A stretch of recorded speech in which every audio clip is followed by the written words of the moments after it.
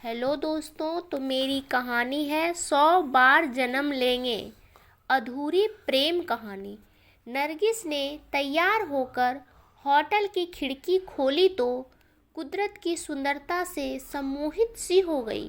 दूर तक फैली घाटी में आसमान से होड़ लगाते देवदार के पेड़ और कई जगह चांदी की धारियों सी दिखाई देती नदियों की धाराएं। आज उसे वो किला और वहां से दिखने वाला स्वप्नीला व्यू कवर करना ही था। उस राजकुमार और बंजारन की प्रेम कहानी को भी पूरा जानने की उत्सुकता अब उससे दबाई नहीं जा रही थी। नरगिस एक ट्रेवल व्लॉगर है, घूमना ही उसका इश्क है, इसलिए आज तक उसने अपनी और बढ़े किसी हाथ की और अपना हाथ नहीं दिया। पर कभी कभी अपने दोस्तों और परिवार के होते हुए भी वो अकेला महसूस करने लगती है। जिससे मन मिले, जिसे देखकर लगे कि यही है वो जो रूह का हमसफर बन सकता है। शायद ऐसा कोई कभी मिला ही नहीं। पर कभी कभी एक साथी की कमी महसूस करके मन उदास हो जाता है, खासकर ऐसे रूमानी मौसम में। टैक्सी की रवाना होने के बाद कुछ देर में ही उदास नरगिस का मूड ठीक हो गया। पेड़ों के ऊपरी हिस्से में जमी बर्फ के कारण ऊपर से सफ़ेद और नीचे से हरे पेड़ गिरते गिरते धाराओं में जम गए, झरने जैसे किसी परी कथा में प्रियतम और प्रेमिका के मिलने से वक्त थम सा गया हो। दूर घाटी के पार दिखाई देती बर्फ की पर्वतमाला बिल्कुल किसी अच्छे आर्टिस्ट की नया पेंटिंग सी। तभी टैक्सी ने एक घुमाव लिया और दिखाई दिया वो किला। पर्वत की चोटी टेबिल लैंड पर बसा ये किला सचमुच किसी ख्वाबों की दुनिया का सा लग रहा था। नरगिस को यकीन नहीं हो रहा था कि वो अपनी सबसे पसंदीदा कहानी की सपनीली जगह पर सचमुच पहुंच गई है। सेना का एक जवान सबके डॉक्यूमेंट चेक कर रहा था। उसने नरगिस के भी डॉक्यूमेंट्स चेक किए और हिदायत दी कि जैसे ही सेना की सीटी सुने वैसे ही वापस उसी पॉइंट पर आ जाए। कारण पूछने पर उसने बताया कि मौसम ज़्यादा बिगड़ने से लोगों की तबीयत ज़्यादा बिगड़ जाने की आसार रहते हैं। जैसे ही बर्फ गिरनी शुरू होती है, हम व्हीसल बजाकर सारे टूरिस्ट को यहाँ पर बुलाकर फटाफट सभी टैक्सियों को लौटा देते हैं। फिर भी आप कहीं फंस जाए तो एक सीटी रख लीजिए, इसे बजाकर हमें बुला सकती हैं, हम आपको बर्फ से निकाल लेंगे। मौसम साधारण टैक्सी के चलने लायक नहीं रहता तो हम टूरिस्ट को अपने गाड़ी के नीचे उनके होटल तक छोड़ आते हैं। उत्साह से भरी नरगिस को किले के भीतर की ओर चल दी।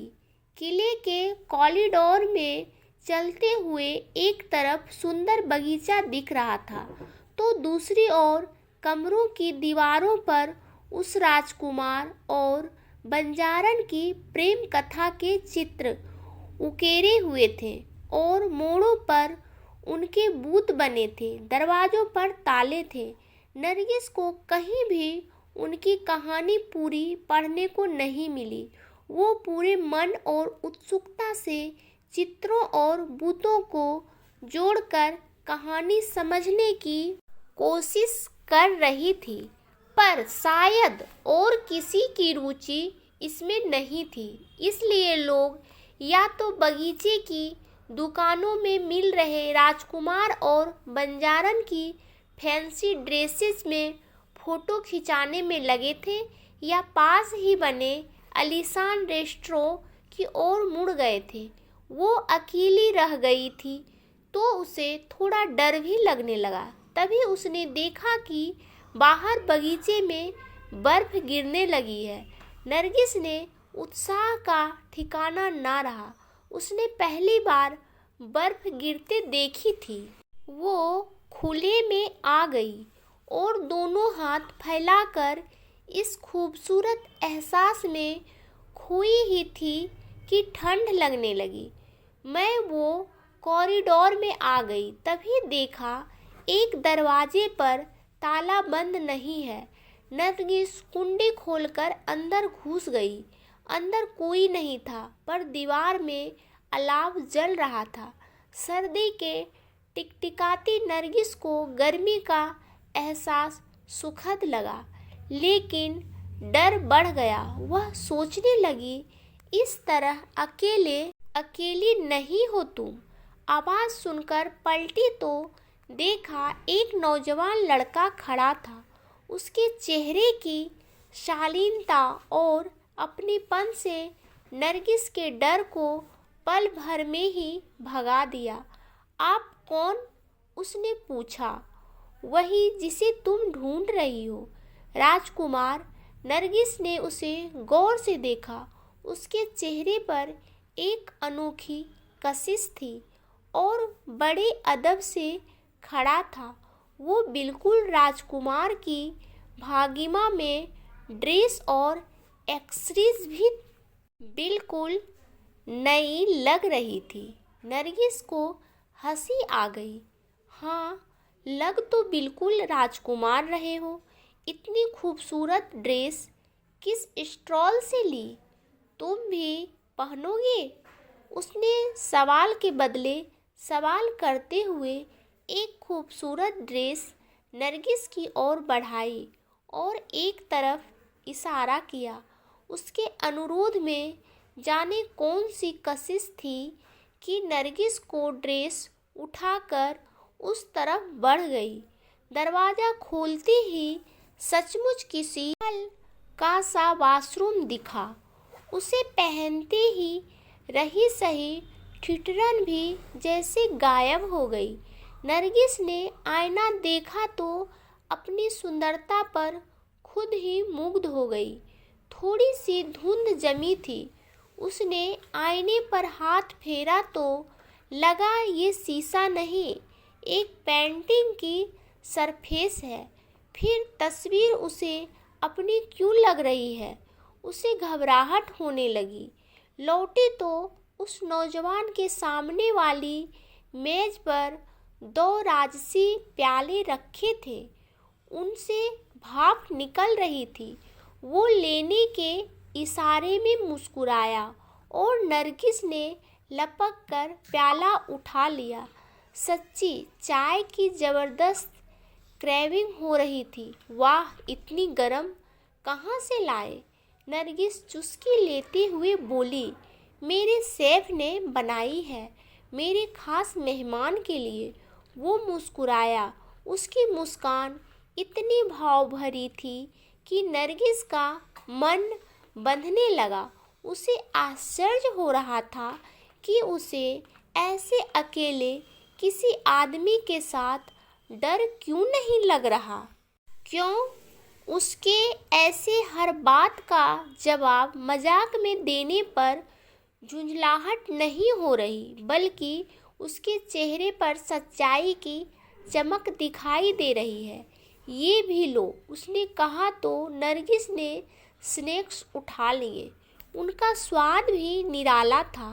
अब तक नरगिस भी मजाक के मूड में आ गई थी।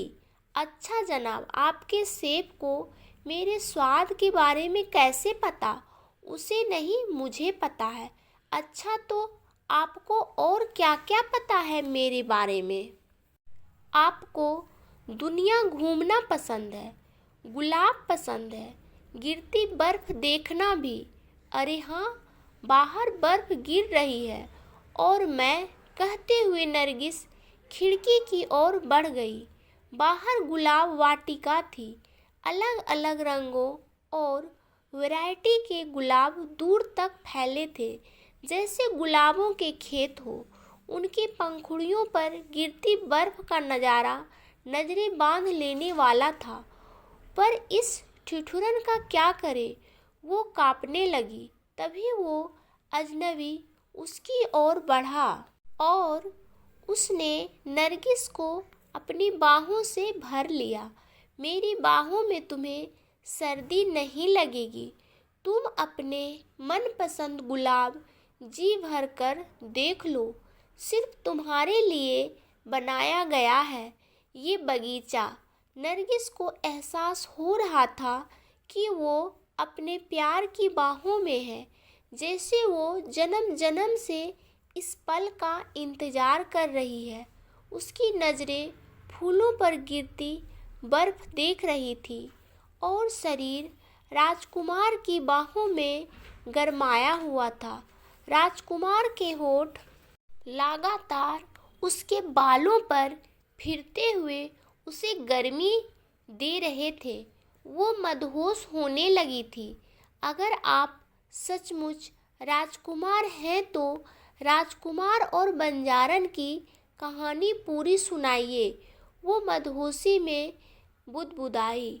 राजकुमार कहानी सुनाने लगा और पिताजी ने इस दरवाजे को बाहर से बंद कर दिया और कहा, अगर उसका प्यार सच्चा है तो वह आएगी और दरवाज़ा खोलेगी। मैं खिड़की से उसे बर्फीले तूफान में मेरे महल तक पहुंचने के लिए जद्दोजहद करते देखता रहा और तूफान ने उसे नरगिस को लग रहा था कि वो ही बर्फीले तूफान में फंस गई है। पर हे राजकुमार की बाहों में ही धीरे धीरे उसकी पलकें झपकने लगी। नींद टूटी तो वो अपने रूप में थी। नरगिस को रात की घटनाएं याद आने लगी। सारी रात उस किले के कमरे में राजकुमार क्या रूमानी साथ यादें उसके मन में मीठी सिहरन जगा गई। मैं यहाँ कैसे पहुँची? नरगिस के सवाल के जवाब में सेना का एक जवान आकर सामने बैठ गया और उसे डांटना शुरू किया। आप कहाँ थीं? कैसे आपने व्हिसल नहीं सुनी? हम आपको ढूंढ ढूंढ कर परेशान हो गए। हमारी जीप चल दी थी, तभी आपको कोई लेकर आया और जीप के सामने छोड़ दिया। मौसम खराब होने की वजह से हम उसे देख नहीं पाए। कौन था वो? नरगिस जवान की बातों का क्या जवाब देती? कुछ समझ में नहीं आ रहा था। तो क्या वास्तव में वह उस राजकुमार की प्रेमिका थी और वह जन्मों पहले बर्फीले तूफान में मर जाने वाली बंजारन का दूसरा जन्म? अब उसकी यह समझ में आ रहा था कि क्यों वह अजनबी उसे इतना अपना सा लग रहा था। क्यों लग रहा था कि वह जन्मों जन्मों का प्यार है। क्यों उसके 2 पल के साथ ने नरगिस को इतना खुश, इतना रूमानी बना दिया था।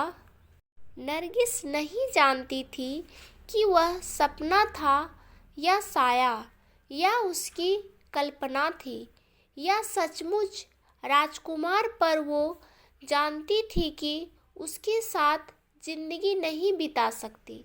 मगर वो खुश थी और उसे खुद भी नहीं मालूम था कि वह इतनी खुश क्यों थी। बस उसे ये एहसास हो रहा था कि जैसे उसका प्यार उसे मिल गया है। जिस प्यार के लिए लोग जीवन भर तड़पते हैं, वह एक रात में ही उसे मिल गया और अब उसकी पूरी जिंदगी को खुशनुमा बनाता रहेगा। तो दोस्तों, मेरी यह कहानी आपको कैसी लगी हमें कमेंट करके ज़रूर बताएं और हमारे इस कहानी को लाइक कर दीजिएगा, चैनल को सब्सक्राइब कर दीजिएगा धन्यवाद दोस्तों।